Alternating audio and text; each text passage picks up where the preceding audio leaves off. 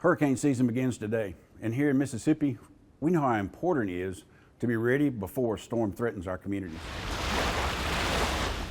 Life on the Mississippi Gulf Coast is something special, but living here also means understanding the risk hurricanes can bring.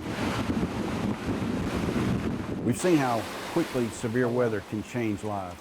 Strong winds, flooding, power outages, roads underwater. When a storm is approaching, every minute matters. That's why preparedness starts now, not when a hurricane is already in the Gulf. Take time to build an emergency kit with enough food, water, medications, and supplies to last for several days. Know your evacuation zone. Have a family communication plan. Charge your devices, fuel your vehicle, and stay informed through trusted local officials and weather sources. At MEMA, we work year-round with local, state, and federal partners to prepare for hurricane season and respond when disaster strikes. But the most important part of preparedness starts at home. Every Mississippi family should have a plan. Mississippians are resilient.